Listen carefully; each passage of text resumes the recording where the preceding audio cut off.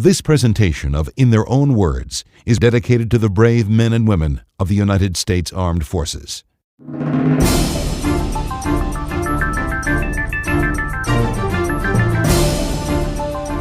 D-Day, 1944. In the darkness over war-torn Germany, planes can be heard. A few men jump out and parachute into the dark abyss below. These are the men who go into action before the paratroopers, before the landing troops. They are the U.S. Army's pathfinders, responsible for establishing a toehold and marking the drop zones for the paratroopers. Landing in the black of night, they set up radar beacons and lit the fires that would guide the men who would turn the tide of war. Tom McCarthy was a sergeant in the American 82nd Airborne. But the trail to his D-Day adventures took a long and winding path through the greatest of world wars. It all started when he joined the Army as a paratrooper.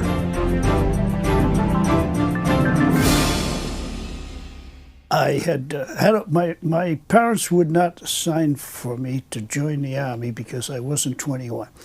So when I turned 21, I decided that I was going into the service, and I tried the various branches, and I wanted to get into the Marines, but I was a half an inch too short. So I never had an inclination to join the Air Corps. They weren't my style. But anyway, what I did was, I got dwelling on it. I'm going in. My mind was made up on that. So this is a story in itself. One day I was working, I was laying brick at that time, and I wasn't too far from the post office in Worcester. Put my tools in my tool bag, and I said to the boss, "Hey, Frank, I'll be back later." I walked up Madison Street to the post office, walked into the recruiting office, and there was some other guys there, and I said, "I want to join the Army." So, strange as it may be, he looked at me and he says, "Well, what branch are you thinking of?" I said, "I'm going to be a paratrooper." "Right over here," he said. I never got home. I never got home. I still remember it because I had 35 cents in my pocket. He sent me to Fort Devens. And I called collect from there to tell my mother I was in the Army. She didn't quite believe it, but I was in the Army, all right.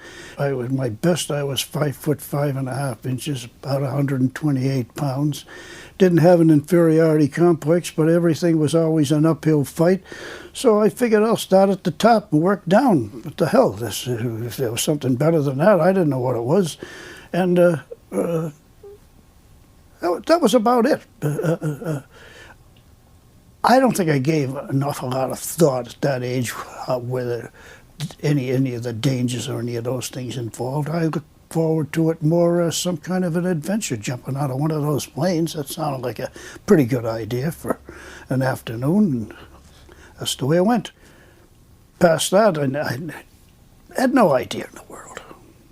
Because you know, there was nothing to look back on, so it was never dawned on me. Truthfully, never dawned on me. Never thought that much ahead. And there they sent me down to, from Devens I went down to Camp Croft to get some basic infantry training. And it was there that I was not, at that time, a paratrooper, nor actually, according to the Army's method, nor was I a candidate. What they would do is they would send groups through to interview and to test you physically. I had a little problem there. I had no problems mentally or physically, except I was short. In those days, they were more stringent. You had to be at least 5'6" tall, and you couldn't be over 6 feet. Now this is in the beginning, and no matter if I stood on my toes, I couldn't make the 5'6".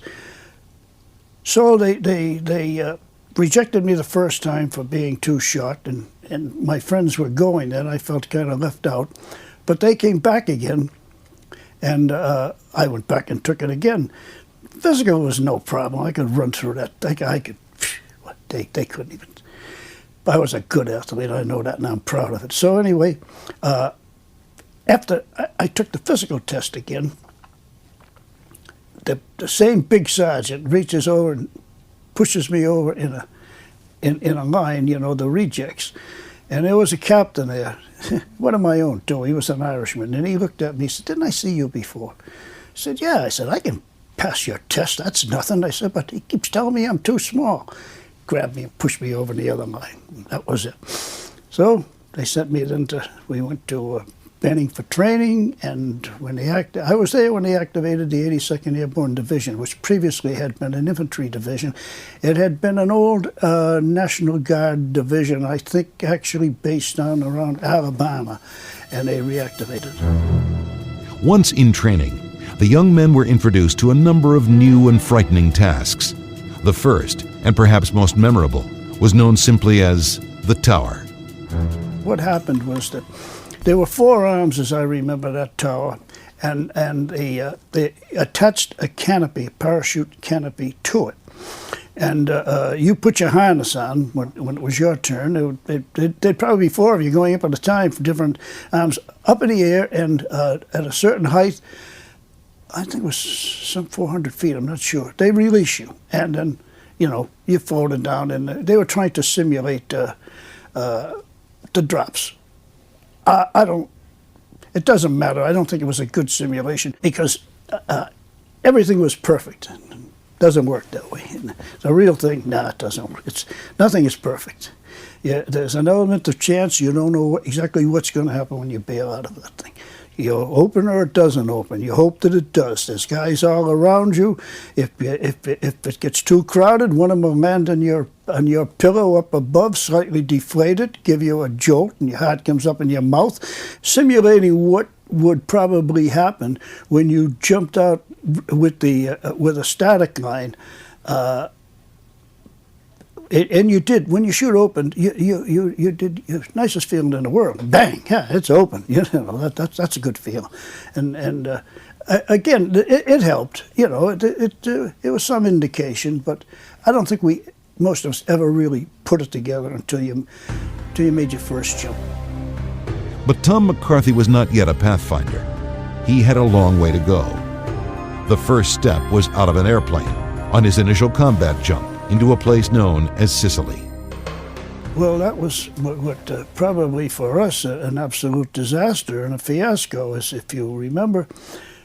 As that invasion was set up, the 3rd Battalion had gone in before the 1st and 2nd. They actually made their drop with the Limeys, and our call was right behind them. And at that time, the Air Corps, it wasn't, the Air Corps didn't really get involved. What happened is a few of the Krauts came over, see, and the boys on the ground in the Navy got a little excited, naturally, because you got to remember that they were probably all green too, and they opened up with the anti-aircraft. And of course, who's the anti-aircraft? It's us in old C-47s, almost nothing more helpless in the world. That was a great display. When I can remember going out of that chute and out of that door, and I'm saying to myself, just like watching the fireworks at the 4th of July, except they're bouncing all around me. I mean, said, oh boy, glad to get to the ground. And then, of course, we were badly disorganized. I didn't join my unit for 2 days, actually, from the time I landed. I was disoriented when I first landed because it was dark. Wasn't too sure where I was, but I knew what to do. Take care of myself and head for some high ground so you can see. The German, you know, he was a good fighter. I have to give him credit for that. He was a good fighter, and he invented some things, I guess, that the rest of us never knew about. So that was a hard one. It was a hard one. Everybody who made it, that was a hard one, but we got organized eventually. I wasn't alone for a day, maybe day and a half. I was traveling towards where I heard the gunfire, and I walked into a firefight, and I believe they were 505, a small unit of them. Was he 505? I'm not sure. But I was only slightly involved in that because I came up while the fighting was going on. Joining it was a little bit difficult without getting killed. But when it was over, the both sides had pulled back, and I was looking for our side to join, but I didn't reach them. And before I left, on a hillside, I stayed on the high ground so I could see. I stumbled across a paratrooper had taken a shot right through the stomach and was still alive. His name was Boris. I remember it well. So I patched Boris up and I lugged him for must have been 2 days before we reached the our side, and Boris went home. I heard afterwards from a guy who it was a guy I met at a convention. He was telling a story about the guy and that had the hole right through him. So was his name Boris? Yeah, so I know him. Boris made it all right. Once he got back to friendly territory, Tom was put in a plane to Central Africa, where he began his training as a pathfinder. But the military machine had at first another assignment in mind.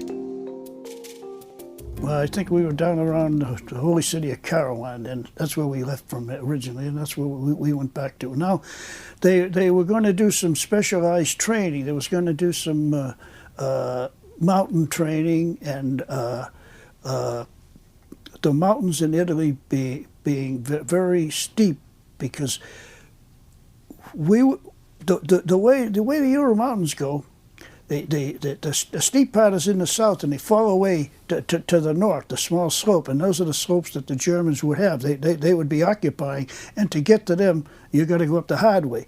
So they were training guys for to be mule skinners, and for me, they picked me to go to mule skinning school. I didn't like that at all. I was a city kid, and I already know about those miserable damn mules. They're the meanest animals in the world. And that wasn't my style. They're a little over the weight for me. But I had a friend in A Company by the name of Pappy Fogel. Pappy was a real cowboy. He came out of Texas. Pappy was picked for Pathfinder school, and he didn't like that at all. That wasn't his style. And I said, well, Pappy, why don't we just change? You be a mule skinner. I don't want anything to do with that, and I'll be a pathfinder gladly. So I became a pathfinder just like that, and that was good duty. I sent us back to, I think it was Agrigento. Plenty of jumping. I think we jumped a half a dozen times, and the training wasn't too much. They had some lights. You'd jump with that package, or you'd jump with the radar package. The radar package was it looked like a barrack bag, only it was slimmer. It would strap to your leg. When you get out the plane, you'd release it, and it would hang down below your leg. It would take, one thing about it, would take you right down where you wanted to go, because there wasn't going to be any oscillation in the sense, you wasn't going to move much. It was like an anchor taking you down. Once Tom got started on his training, he knew that while becoming a pathfinder was dangerous, it was also something very special. If anything, it was a distinction, because after you got the training, you know what you was going to do. You was going to be in there first, and you had a real job to do. You had to get that drop zone lit up so that the main body would come in. And my personal assignment didn't take long before I was there. I got assigned to security. My job was to with a squad to engage as quick as we could, so that if we were getting any opposition, we had them occupied while the lights and the radar could get underway. In the beginning, when they used to jump us over here, they used to give us an envelope which you strapped on, and your rifle was in it. But we quickly learned that doesn't work. We jumped our rifle on our shoulder with the sling, you hung it over your shoulder, whichever, you're right-handed or left-handed, and that's the way you jumped. So that what happens is you're coming in feet first, and chances are 10 to 1 that your feet are going to be there before your gun, so you don't smash the gun. And at the same time, that gun's ready to go. All you got to do is push one in the chamber. You didn't leave one in the chamber, but you just whoosh, there you go, and you're ready to go, which is kind of important. You couldn't fight around with them. They had a name for them. I don't know, because I never bothered. I'll be honest. I guess I was a little rebellious. I wouldn't jump the emergency chute in combat unless they made me. And then if I got a chance, I dumped it.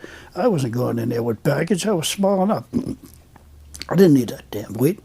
So, but there were other guys like me too. But the rifle, that's where they were. In fact, we were experimenting at Fort Bragg at the time. That's where actually we started to jump that way. And I remember making a practice jump. The problem they were having were taking the light machine guns in because they were heavy. And I jumped a light machine gun the first time to see how it would be. It was all right coming in, the machine gun, but the problem with it is that you're pretty occupied holding on to it, and you got to come in hard. Once on the ground, the job of the Pathfinders had just begun. What you're supposed to do is, first they give you a briefing, and they indicate the area in which the main body is going in.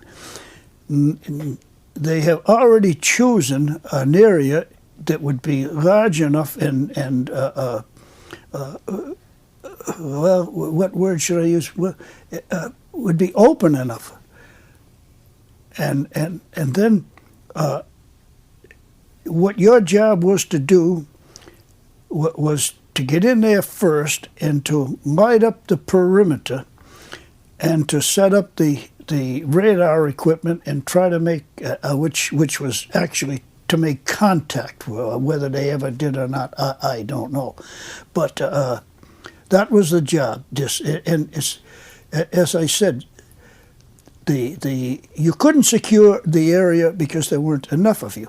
But the job for the security was to engage and try to occupy them while the lights got underway. But the Pathfinder's original job was to get to that DZ and to get the lights working so that the planes could pick it on up and give them a target. Parachuting into combat meant more than carrying a few parcels. The soldiers had to be ready to fight, and fight hard. We had already come out of Pathfinder school when they jumped in Salerno. Now we were at school over there in the airfields, and we were never exactly briefed about where we would be going. We did know that there was going to be a jump coming up. And the rumor was, and it was a strong rumor, was that they were going to jump up near Rome and attempt to divide Italy and trap those German divisions that would be south of that area. That was probably the fastest airborne operation that ever existed. The word was out, you're going to lose the beachhead. Get some reinforcements in there. What's the fastest way to do it? Get that airborne outfit in there. So they jumped us in, and it was just that fast. I remember that the drop zone was lit up, but I also know that drop zone was not lit up with lights. They were barrels burning. So who did it? I don't know. But the jump was easy. It was after the jump that was difficult. That was some great fighting. In the beginning, it was going pretty much their way with all the shell fire and the 88s, and we had to get objective. We had to know where we were going and what we were going to do. But as soon as that came in, we knew it had to be done. And the assignment for the 1st BAT Battalion, as far as I know, was Hill 409. And we took that hill and held that hill. And that's the most difficult thing in the world for paratroopers, because you're light infantry. You don't have the support. What you have is what you're carrying. And we didn't even have enough to eat. That was 4 days and nights of steady banging away at each other. They'd come up the ravine and we'd fight them off, and they'd shell and we'd shell back. And oh, Jesus, that was. And there was no water, no food. What you carried to get water, it was kind of. We used to bet with each other. You take your helmet and bet how much water you could bring back. Make it to the well under fire. Get behind the well. Drop the bucket down. Pull it up. Fill up your helmet and full speed getting back to where you came from. Them snipers would be banging away. It was something to behold. Now that it's over. Now that it's over. And that was tough duty. There was some good fights there. Good fights. They'd attack, and it'd be close in. You could see them. You know it was, get them out of the way.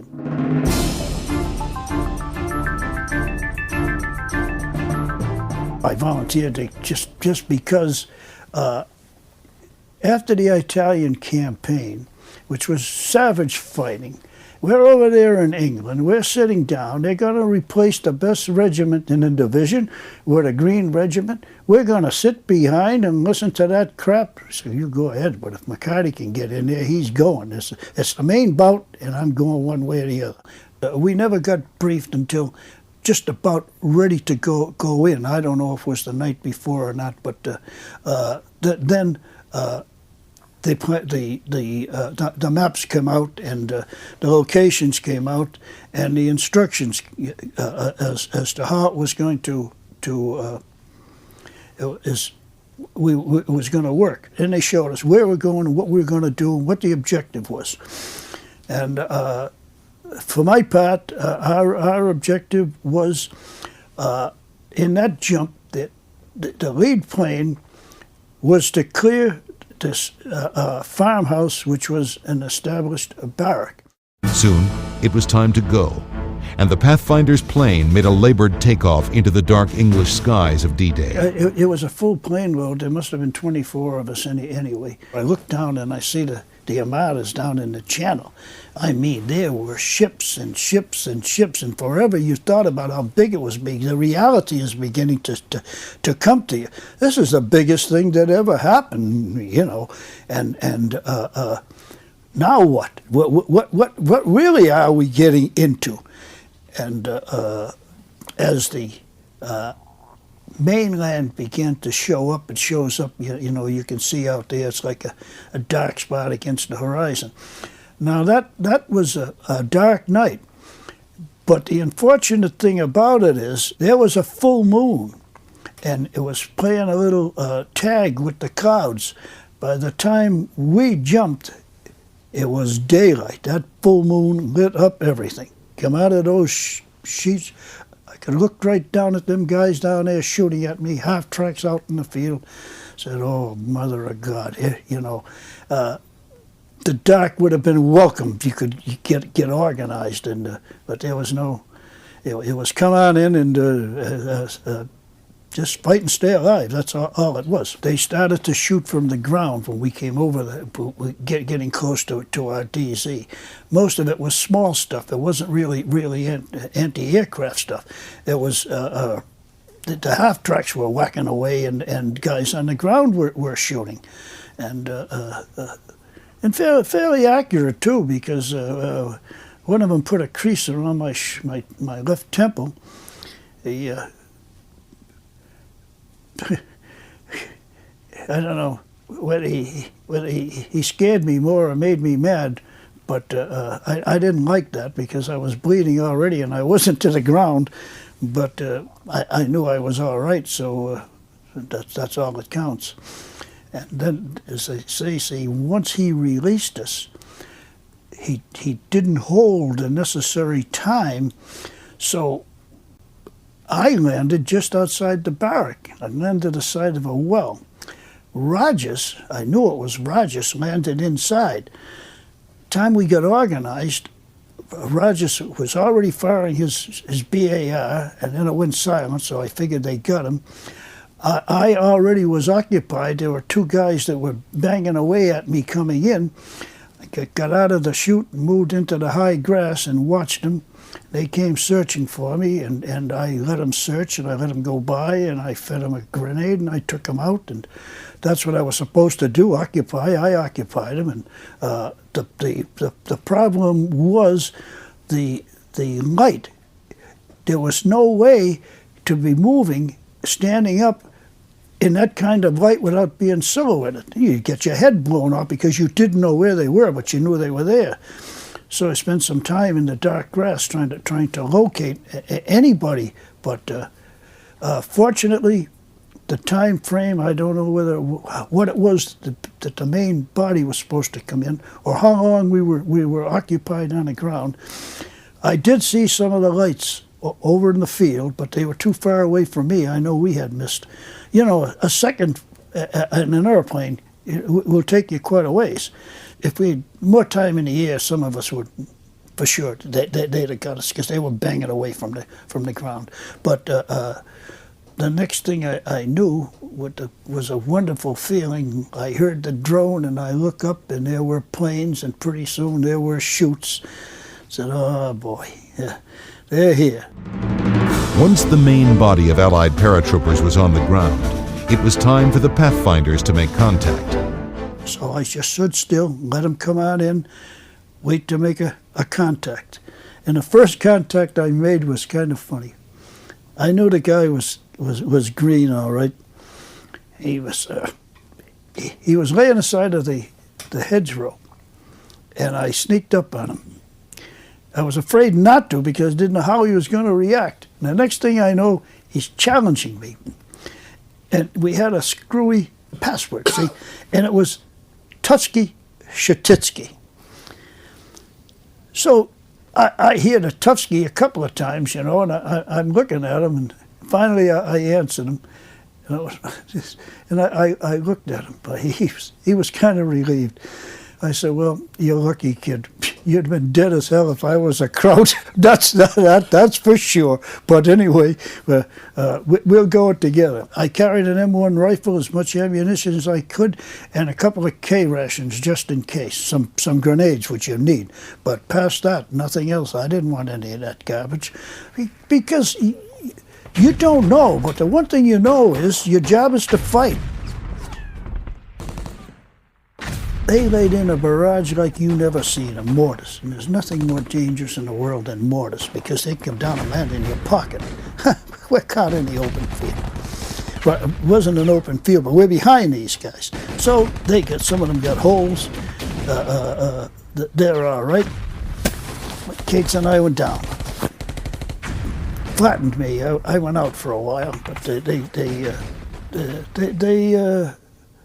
they filled me up with lead anyway from my, well, the head, my back, my legs. I was bleeding.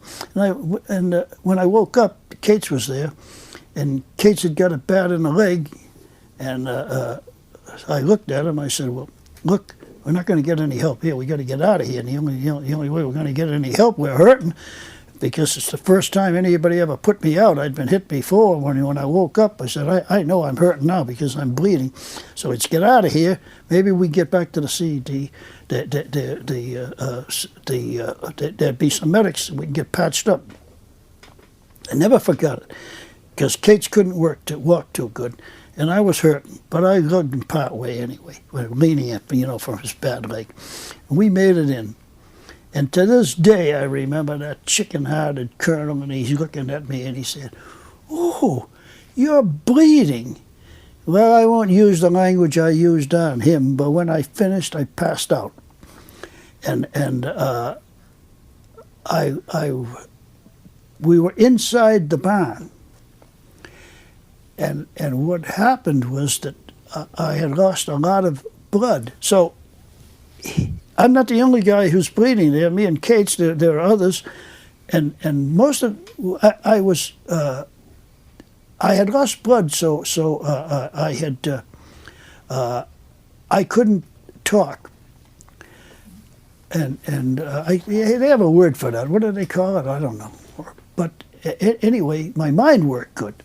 And I said, he hasn't got any brains anyway. But if he had any brains, he'd get us out of here and put us outside in the ditch, because they're going to shell this place. They've already got it lined up. They know where we are. Now you went into a defensive position. They're going to slam hell out of us. And they did. We were well trained, at least in my regiment. Strike and hold and never let go, and that's what we did. Just the idea was to win. But they trained us well. They kept us in good physical condition, which is the key to good mental condition. If a soldier isn't tough, isn't strong, doesn't have stamina, that affects his mind when things get lousy. Then he starts to crap out. But you won't crap out when you're tough. But the liberation of Europe was not just about Italy, France, and Germany. Many other countries awaited the forces of freedom, and Holland was next for Tom McCarthy. Holland was an easy one. It was a daylight jump, okay? Flat country. The only thing you had to worry about were the canals. And from my experience, I remember the jump in Holland well, because sergeants either jump first or last, and this time my assignment was last. And I remember it so well because somebody had got hung up in the door, and now seconds are going by, and everything is calculated in time. And I'm looking out, and I see the canals coming up. Now, these canals are steep with concrete floors. If you land in the canal, there's no coming out. And I'm saying, oh, mother of God, am I going to make it or not make it? Well, I'm here, so I made it. But that was some scary minutes. Landing on the ground wasn't hard. We got organized quick. The German resistance at this time was very light. We organized quickly. We were pulled back, reorganized, and then the fighting started in days. I'm not sure, because there wasn't much action for a little while, and then the word came that we were going to cross the canal, Normandy River. It was the big river, but we didn't have any boats. So, contrary to history, the truth of the matter is we didn't. And my squad, I was given a squad to go up the river and commandeer every rowboat I could get. That's how we were crossing, and that's how we crossed. Every available boat that was on that side, we commandeered it and took it back. And we crossed that under rifle fire to the other side. The fighting was intense then, because the pressure from one side, our side, was on the bridges, and we were on the other side, the German side, and being sure that what resistance there was, if it was cleared off before the bridge, anything on the bridge wasn't going to make it, because we in fact, there was some pretty good fighting right there. Them Krauts were tough guys. But after the bridges, it became a little static. I had one lousy assignment. Was a small bridge. I don't remember the name of it. It was only a small bridge, and B Company got the assignment to cross the bridge.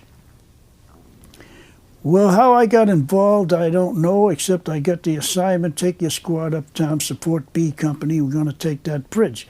I remember that captain to this day. Anyway, he gives me the assignment to the assault. I'm A Company. I'm support. Oh, no. I lost 4 guys on that one. I never forgave that SOB. And you know what our worst enemy was? The Germans had moved up they had a name for it, and I don't remember now, but they were all old-timers. Some of them had soldiered in World War I. And their instructions were to delay. They were good shots, good snipers. In fact, one of them killed my corporal, took him right through the head, and it was a long shot. And then, of course, if you got close to them, their instructions were to surrender, because the Germans' mentality, which was right, figured that for every prisoner you had to release men to take care of them. So these old-timers were told, delay, pot shot, get as many as you can in, and then yell handy-ho. Well, that was I remember that assignment. It was a dirty one, but I didn't like losing guys, and I was a little bit mad. And I'm afraid the good Lord isn't going to forgive me, but there were no handy-hos that day. I didn't give a GD, and some of my friends felt the same. And then the sad part about it was, and this is a story I seldom ever tell, I pulled into the CP because actually I'm done. You know, my squad, what's left of them, should be joining A Company. Now, we're on the other side of the canal. So, okay, you got your bridge, you got it secured. Now, what do you want? So I'm going over to see this captain and ask him. The only reason I'm not using his name is because he was a pretty good soldier, but he and I just, you know. So anyway, there was a correspondent there, war correspondent was there. He's telling the war correspondent about the assault on the bridge. And I listened, and, you know, it was pretty accurate. But I noticed something was missing. So I asked him, I called him by name, hey, Captain, you left out something, didn't you? And he looked at me and he was a little embarrassed. I said, did you tell him who made the assault for you? The guy looked at me and he says, what? I said, well, he should tell you that the first squad from A Company made that assault, and I lost 4 of them getting here. Oh, he didn't like that, and I didn't care at that stage because I don't make any bones about it. I don't mind fighting anybody. When I'm mad, it didn't make no difference, and took my squad and went back to A Company. Then we went into static positions for a while. Holland settled down fast after the bridges were secured, because if you remember in the history book, the thing about it all was they were looking to get the town of Arnhem. That was the English objective, and there was already English soldiers there. And we were supposed to reorganize and move on to Arnhem, which we could have and which we should have, but the orders came wrong. I don't know where they came from, but I remember, in my honest opinion, we would have made that easily. But you know, who am I? But I was doing the fighting, and I know the Croats were moving back, and I know. I'll give you a little example of why I knew it, because for the first time ever in a static position, we got orders. The orders came up and it told us to pull back. We never pulled back ever a foot, and most of us didn't like that. So, but the words come, pull back. Okay, all right. So yes. I remember walking down the road, and I'm carrying a light machine gun because we used to trade them off. They were heavy and walking. Come around a bend. And as far as I could see, there were tanks. They were English tanks. I said, Mother of God. And they're sitting around making tea. And then this is a true story. I was eating an apple. Come by an orchard, reached up and got an apple. It's kind of comical because we've been dug in up there, and you're not eating anything, whatever you can get. And then Limey says, will you look at the young sergeant coming, carrying a machine gun? I whacked him right in the head with that apple. It was a beautiful shot. He's looking at, I would have turned a machine gun on him. I was so GD mad. He's sitting over there having his tea. I'm eating the first apple I seen in a while, first food in a while, and the young sergeant. Jesus, I shouldn't be telling you them stories, but that's part of the whole thing, because there were some bad times and some good times. There were some bad times in Holland, because being dug in, you take a defensive position is the worst. Once on the defensive and waiting out the shelling and the killing, the sights and sounds of war took their toll. But you can't be. War's a funny thing. What do they all forget about is, the longer you go, the more you become involved personally, the more regression. And the regression, you don't realize it until one day you say, wait a minute, it's got easy, and it's not supposed to get easy. Things that would have probably appalled you at the time are just routine now, and that's a terrible feeling. You regress. You begin to think like an animal, and if you think like one, pretty soon you're going to act like one. In the beginning, you're just another guy from the neighborhood. You're just fighting because you're patriotic. This is a job to do. Now, after a while, you realize survival is the thing. Nobody really wants to die. So you get tougher, you get meaner, and you realize that that's the only way you're going to survive. You have to be tough and you have to be mean. And that's contrary to most of our natures. Particularly, you take a kid raised, an Irish Catholic kid raised entirely different than that. Well, neighborhood kids are all taught to fight, but this is another type of fighting. You take advantage of anything you can and you do it because you survive. And that's what I say, it's regression. And, well, that comes later in my life, but in my career. But I guess it was setting in. You get pretty callous. I fought 7 major engagements, and I'm still here to talk about it. And which, of course, was in the hands of God, nobody else. Because there were a lot of good times. They weren't all bad times. Met some wonderful people, real guys that you eat with, you sleep with, and you die with. Nobody ever summed it up. Kipling's, his previous to his book, the Barroom Barracks, he summed it all up when he said, I have eaten your bread and salt, I drunk your water and wine, the life that you lived, the debts that you died, I lived them. I get screwed up. But the life that you lived was mine, is the key to it all. And that's what it was. We all lived the same life.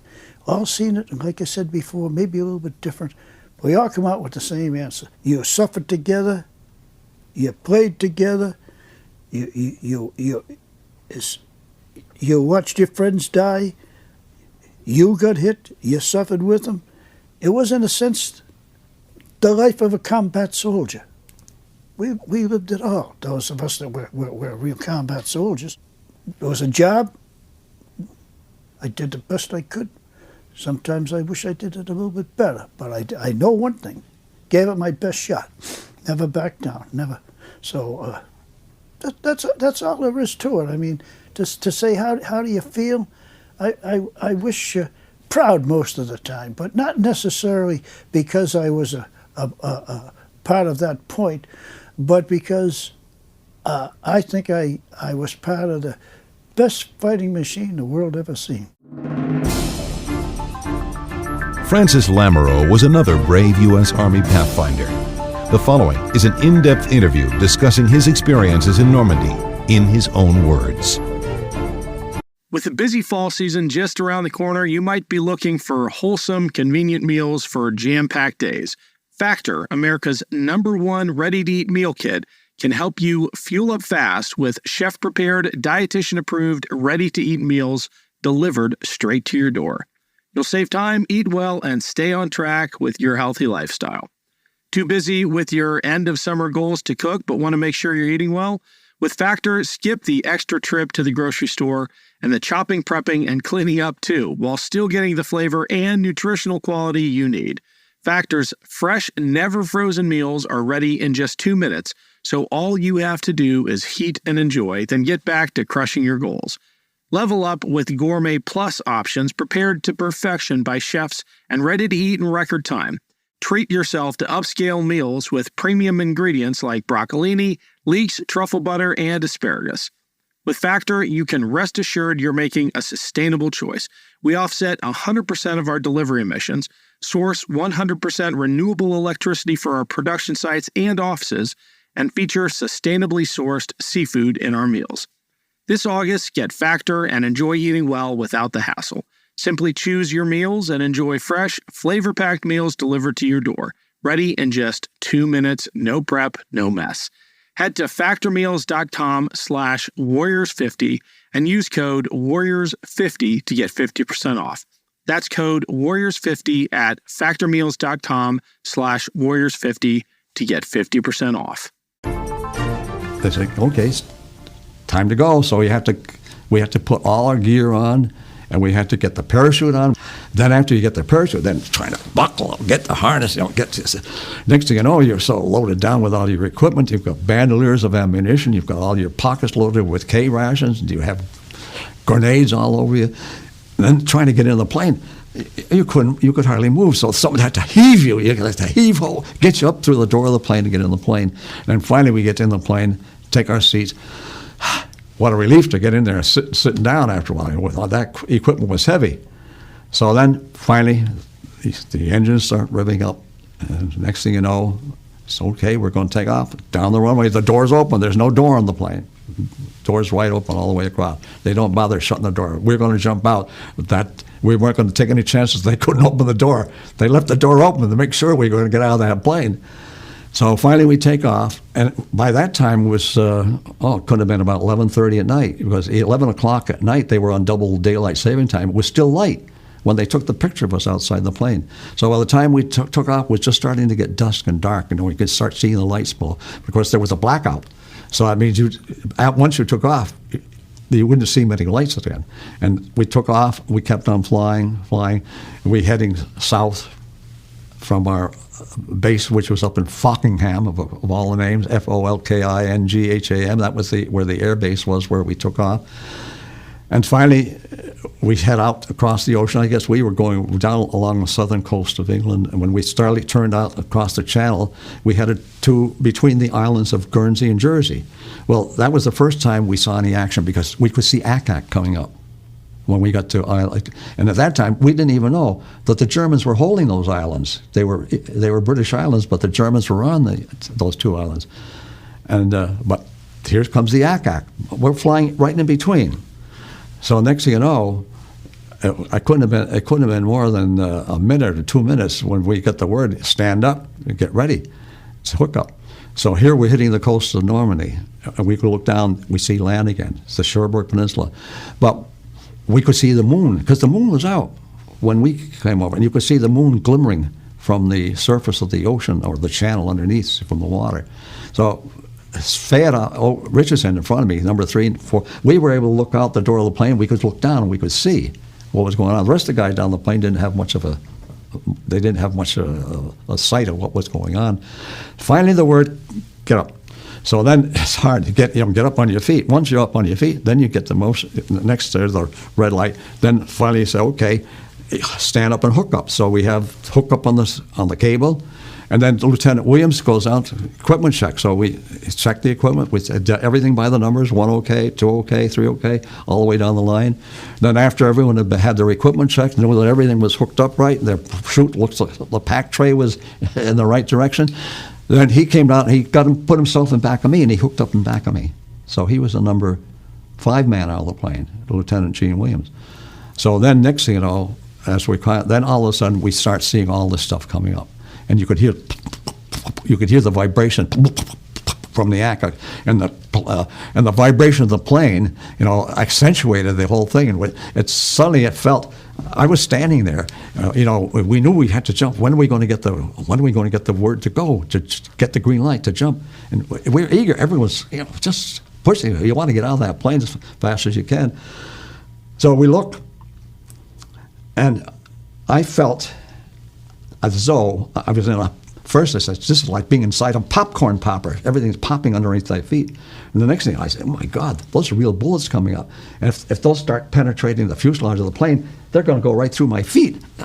My toes were going like this inside. I said, I hope the bullets don't come up right through our feet.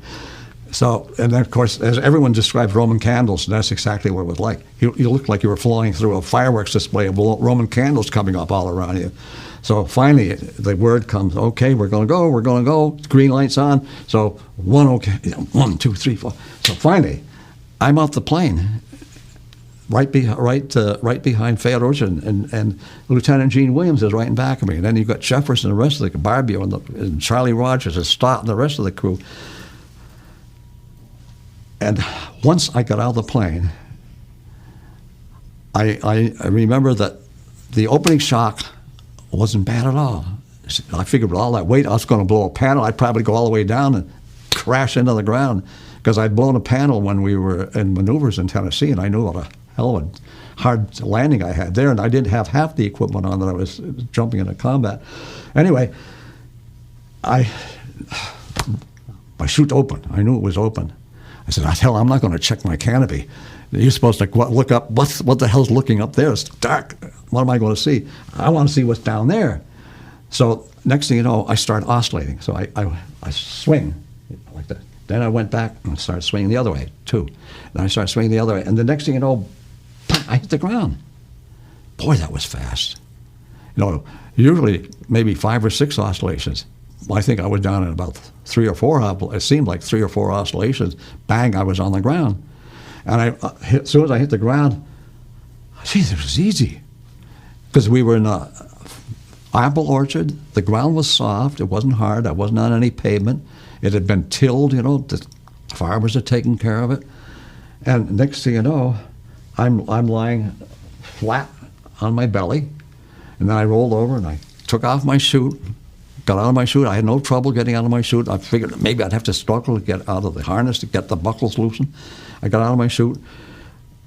As soon as I got out of my chute, I took my Eureka set. I got that Eureka set off, and I just set it in front of me. And I was lying down there, just breathing a sigh of relief. This is over. Well, now that's the worst part is over. At least we're on the ground. I didn't know what was happening to the rest of the guys that came behind me. I don't think I had my my Eureka set on the ground more than 2 or 3 seconds, maybe 10 seconds. And all of a sudden, there's Lieutenant Gene Williams comes over to me.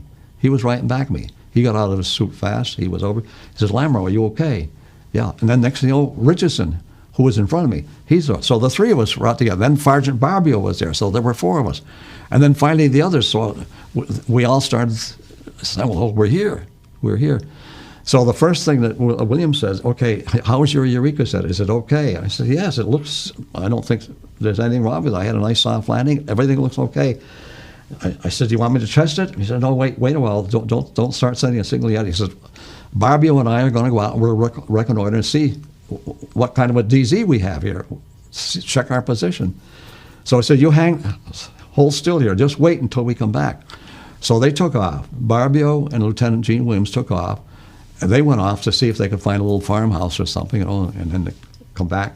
So finally they came back and said, well, we're not going to find any better place than this. We don't have time to move anywhere. We got to send the signal. Start sending the signal. So he gave me the order right away. And Richardson, who had crawled over to me, and he had his set. So the 2 of us are side by side. And I have my Eureka set. He had his Eureka set. So Williams said, okay, Lamoureux, you send the signal. So Richardson, he always bemoaned the fact that he jumped into Normandy with the Eureka, and he didn't even get a chance to use his because I was they called me the lead radar operator. That's what he called me in his story. He says, Lamoureux was the lead radar operator. I didn't know until he told me I was the lead radar operator. So I sent the signal, and he just watched. How long were you on the ground, and what were you thinking while you're waiting for the main guys to come in? Well, what I didn't tell you is when I hit the ground, the first thing I did was I kissed the ground, believe it or not. I pressed my body in the ground. I just hugged the ground. And I had all these feelings. I said, I'm in France. I said, I belong here. I felt I felt a kinship with the soil. Norman, I said, I'm a Norman. I really felt that way.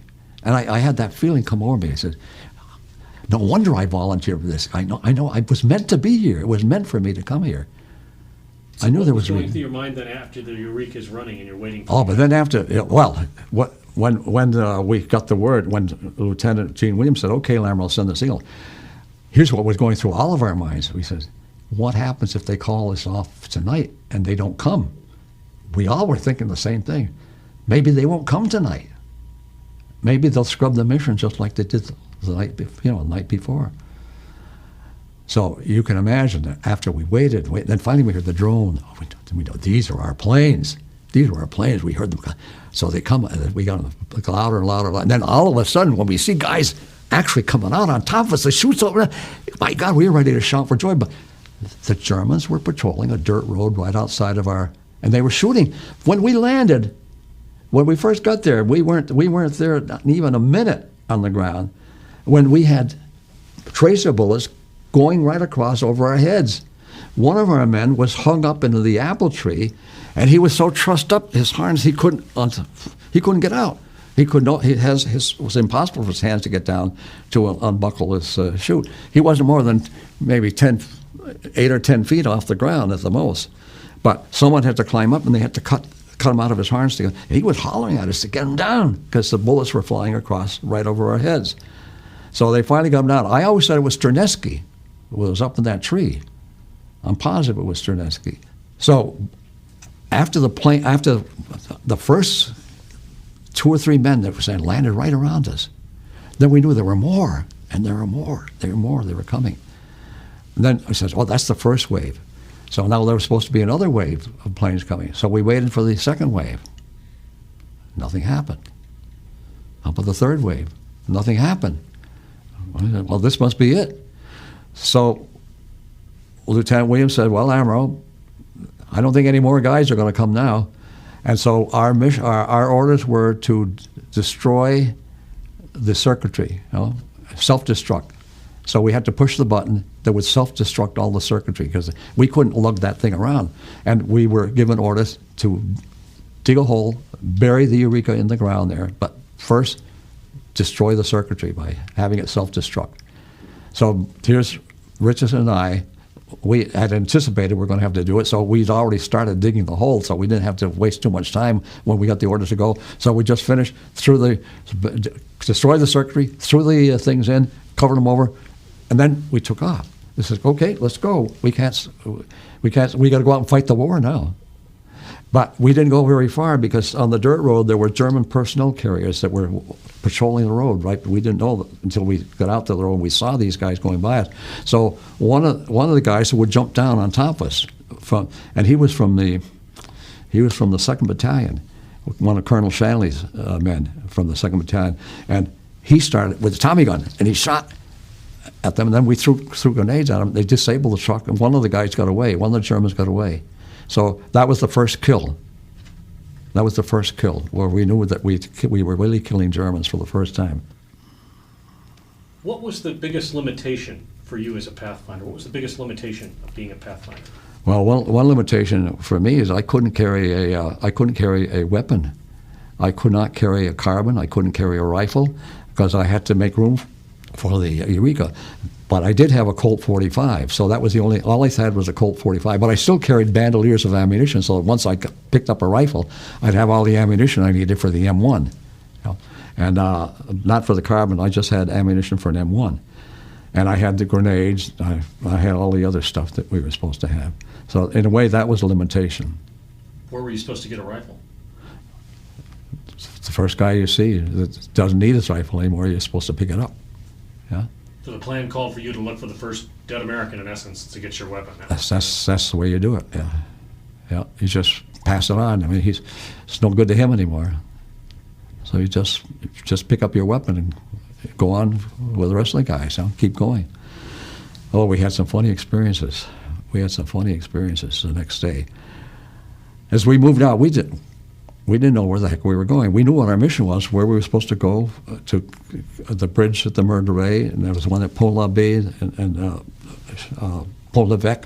There's just different bridges. The idea was the 508's mission was to cover these bridges, prevent any Germans from heading towards the beaches, so that while the guys land at 6:30 the next morning at Utah Beach, because we were near Utah Beach, we were nowhere near Omaha Beach.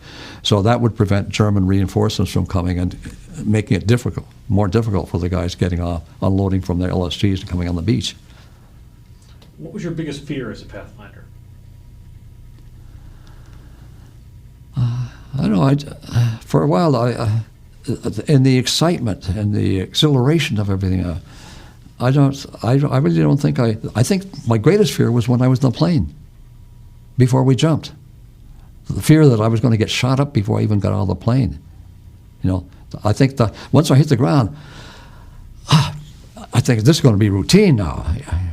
We don't have to worry about something coming up underneath our feet. We're on the ground. And it took, it wasn't until the next day that I began to have any sense of fear, because it's funny how we spent the night waiting until dawn, Where could we go? We were more or less without direction, because as a Pathfinder team, I was dependent upon getting back with G Company and going back to Captain Novak and say, okay, I'm here. Let me have my radio set again, which was the SCR 300. That was a nice backpack to carry. That was a good heavy set. You had to carry the batteries. That was battery operated. It was FM set. Send and receive. Not a walkie-talkie like we had trained down at Fort Benning in the communication school. This was a real radio, and it was necessary to communicate with the battalion and with the regiment and all that communication stuff. What's the most dangerous thing about being a Pathfinder? I think the dangers for Pathfinder are the same as the dangers for any other paratrooper fighting. The only thing is we had that extra load, that extra bit of equipment. But of course, to take that extra equipment, we had to leave something off. Like those guys could jump with a rifle across the bow. There was no way I could jump with a rifle. They put the rifle in a bag, you know what I mean, a canvas bag.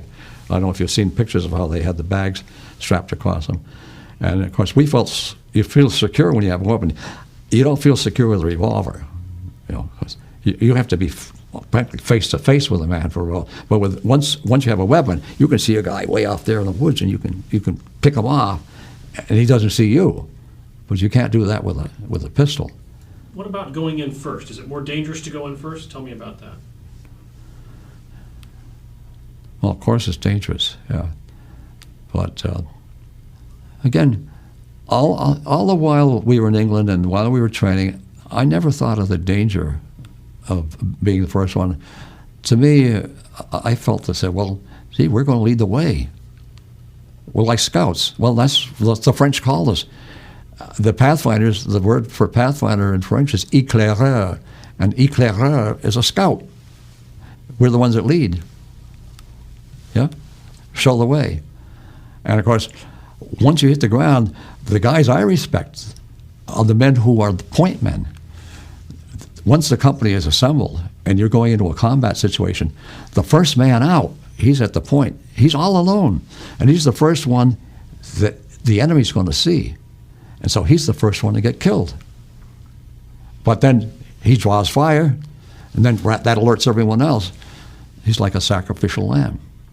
So in a way, I suppose, in a sense, we were sacrificial lambs in the sense that as a Pathfinder team, we were point men, and we were leading the way for the airborne armada that was following us from England. So in that respect, we were facing that danger of being point men. Because of men like Tom McCarthy, Francis Lamoureux, and hundreds of other courageous airborne troops, the cliffs of Normandy were made safer for the tens of thousands who took to the beaches on D-Day.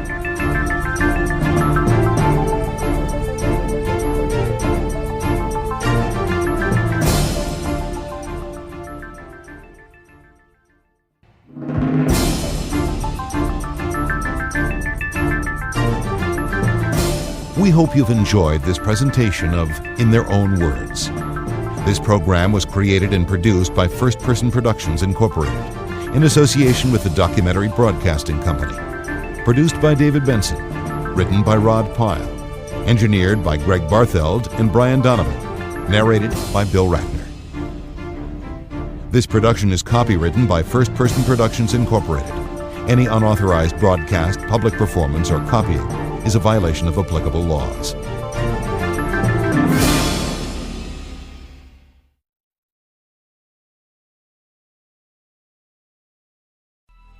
Coming up on 5 Minute News, I'm Anthony Davis. You might think it's partisan because maybe it's critical of one side or the other, but it's not, it's just the truth. And I think that's also something that's kind of unusual for Americans listening to the radio or to podcasts, because the news landscape in the States has been so partisan for so many decades. So 5 Minute News is verified, truthful, independent, unbiased, and essential world news daily.